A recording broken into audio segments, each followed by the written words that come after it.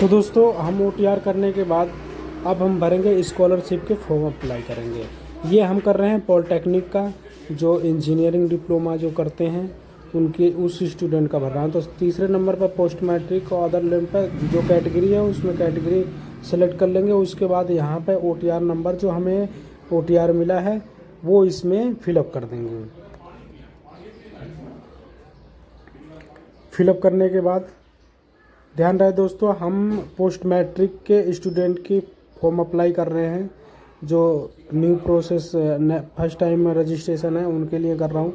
अब ये registration scholarship के लिए रजिस्ट्रेशन ओपन हो गया OTR के ज़रिए से, और OTR नंबर डाल के हम यहाँ पर कुछ डिटेल्स हैं जो जहाँ पे सपोज मानो डिस्ट्रिक्ट, किस डिस्ट्रिक्ट में बच्चा पढ़ रहा है और वहाँ का इंस्टीट्यूट का क्या नाम है।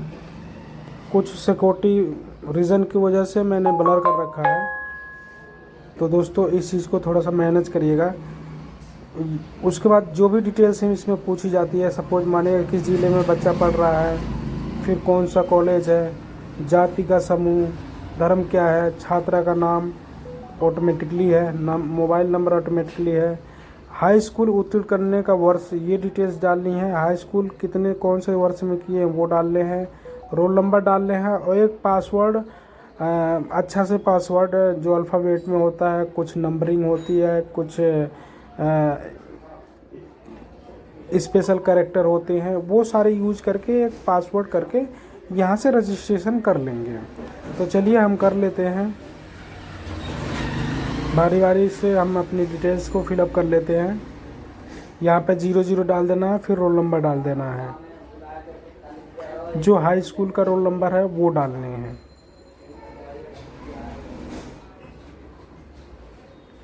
चलिए हम फिलअप कर लेते हैं।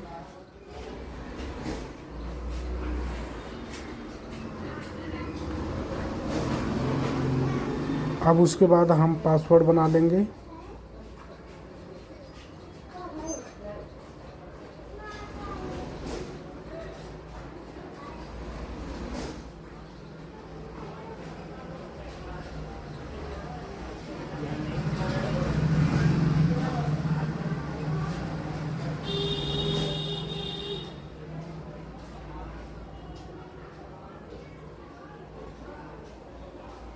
उसके बाद कैप्चा डालेंगे। कैप्चा डालने के बाद सारी डिटेल डालने के बाद हम प्रोसीड रजिस्ट्रेशन पर क्लिक करेंगे। सारी डिटेल चेक कर लेंगे, उसके बाद इसको प्रोसीड रजिस्ट्रेशन है। अब यहाँ पर सक्सेसफुली हमें रजिस्ट्रेशन नंबर मिल गया। OTR हमारे पास ऑलरेडी पहले था, अब वो रजिस्ट्रेशन नंबर हो गया, पूरा डिटेल्स हो गई। अब उसके बाद इसको प्रिंट करके उसके बाद प्रिंट करके इसे हम रख लेते हैं। और उसके बाद फिर ऑफिशियल वेबसाइट पे आना है, स्टूडेंट के फ्रेश लॉगऑन के सेक्शन पे आना है, पोस्ट मैट्रिक तीसरे नंबर पर क्लिक करना है। उसके बाद यहाँ पर रजिस्ट्रेशन नंबर, OTR नंबर यहाँ पर डाल देने हैं और पासवर्ड डाल देने हैं। जो हमने रजिस्ट्रेशन के दौरान पासवर्ड बनाया था वो पासवर्ड डाल देंगे। सबसे पहले हम डाल देते हैं रजिस्ट्रेशन नंबर। तो हमने रजिस्ट्रेशन कॉपी किया है, हम यहाँ पर पेस्ट कर देंगे। तो चलिए हम पेस्ट कर दिया। OTR नंबर डाल देंगे, OTR नंबर डाल देंगे और उसके बाद नीचे आके पासवर्ड डाल देंगे। तो दोस्तों जिस तरीके से OTR लिखा हुआ है उसी तरीके से आपको डालना है। डालने के बाद नीचे आके अपना पासवर्ड, जो हमने पासवर्ड क्रिएशन किया था वो हमें डाल लेना है, नीचे कैप्चा डाल लेना है और फिर सबमिट पर क्लिक कर देना है।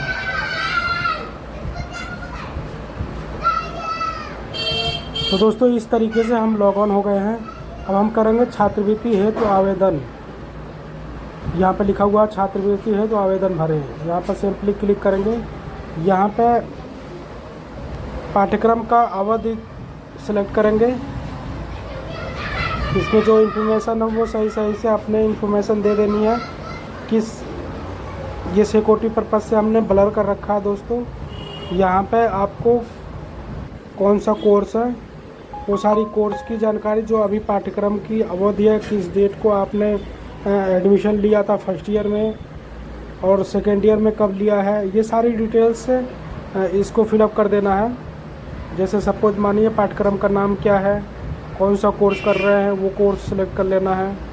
उसके बाद वर्तमान पाठ्यक्रम का ब्रांच क्या है वो सेलेक्ट कर लेना है। नीचे आके हाई स्कूल की डिटेल डाल देनी है, हाई स्कूल का पूर्णांक, प्राप्तांक और परसेंटेज, ये और कौन सा बोर्ड है, वो सारे चीज़ें अपने मार्कशीट में देख के डाल सकते हैं। सबसे पहले जिस कॉलेज में एडमिशन हुआ है, जो आप कोर्सेस कर रहे हैं, उस कोर्स का डिटेल डालनी है ऊपर पाठ्यक्रम का नाम में। यहाँ पर 3 इयर्स का कोर्स है, तो अभी फर्स्ट ईयर में है या सेकेंड ईयर में है, वो सेकेंड ईयर चूज कर लेंगे। उसके बाद यहाँ पर पाठ्यक्रम की पात्रता, इंटर से आपका एडमिशन हुआ था या हाई स्कूल से हुआ था या BA BSc से हुआ था, ये सारी डिटेल्स डाल लेनी है। तो चलिए हम डाल लेते हैं। और फिर ये काउंसलिंग नीचे आप देखेंगे क्या वर्तमान पाठ्यक्रम में प्रवेश मेरिट के हिसाब से हुआ था, तो इसमें हमने नहीं किया है। बाकी ये तो दोस्तों अपने अकॉर्डिंग आप जो भी इसमें डिटेल्स पूछी जा रही है, जो आपको जानकारी है, उसके अकॉर्डिंग आप भर लें।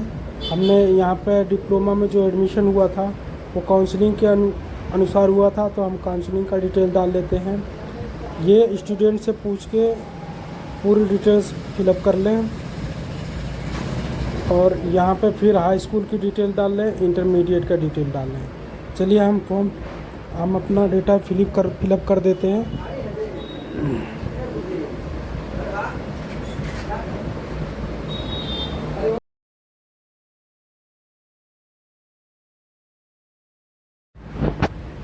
तो दोस्तों सारी डिटेल भरने के बाद चेक कर लेना है। चेक करने के बाद नीचे आना है,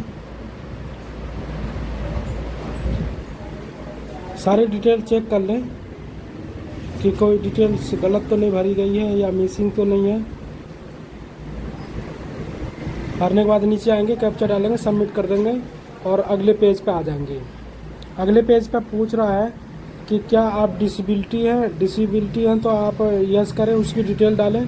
अगर जो नहीं है तो आप इसको कैप्चा डालें और सबमिट कर दें।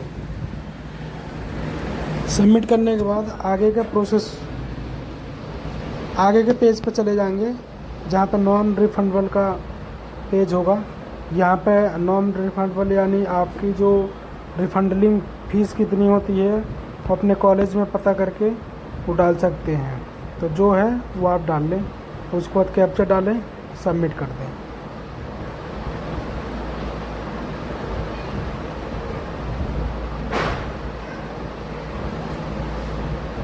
चलिए हम डाल लेते हैं कैप्चा, सबमिट कर देते हैं।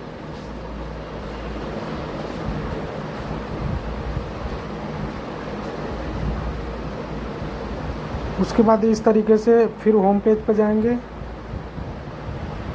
सबसे पहले होम पेज पर जाएंगे, जैसे होम पेज पर क्लिक करेंगे तो उसके बाद हम आय प्रमाण पत्र सत्यापन करेंगे। उसके बाद यहाँ पर आय प्रमाण पत्र की डिटेल्स डालेंगे। अगर जो आप OBC हैं, SC में हैं और ST में है तो आपका आय प्रमाण पत्र, जाति प्रमाण पत्र लगेगा। अगर जो आप जनरल में है तो जाति प्रमाण पत्र नहीं लगेगा, आय प्रमाण पत्र ही लगेगा। जबकि हम जनरल के कैटेगरी के स्टूडेंट का फॉर्म फिलअप कर रहे हैं तो इसलिए हम आय प्रमाण पत्र की ही डिटेल डाल रहे हैं, तो इस चीज़ का स्टूडेंट ज़रूर ध्यान दें। यहाँ पर आय प्रमाण पत्र की डिटेल डालेंगे। उसके बाद यहाँ पे नीचे वेरीफाइड डिटेल्स पर क्लिक करेंगे। अब इस तरीके से वेरीफाइड हो गया है। अब यहाँ पर आएंगे जांच प्रिंट हेतु आवेदन पत्र, यहाँ पर क्लिक करके प्रिंट निकाल लेंगे और ये अपने कॉलेज में एक बार वेरीफाइड करवा लेना है कि हमारा जो डेटा हमने फिलअप किया है वो प्रॉपरली वर्क है, सही है, हो गई है, नहीं हुआ है। उसके बाद आके फिर फाइनल सबमिट कर देना है। फाइनल सबमिट करने के बाद जो हार्ड प्रिंट निकलेगा वो 3 दिन बाद निकलेगा। तो दोस्तों इस तरीके से आप घर बैठे अपना स्कॉलरशिप का फॉर्म फिलअप कर सकते हैं। दोस्तों ये जानकारी आपको कैसे लगी कमेंट बॉक्स में ज़रूर बताएं। ऐसे ही जानकारी के लिए चैनल को सब्सक्राइब कर लें। मिलते हैं नेक्स्ट वीडियो में।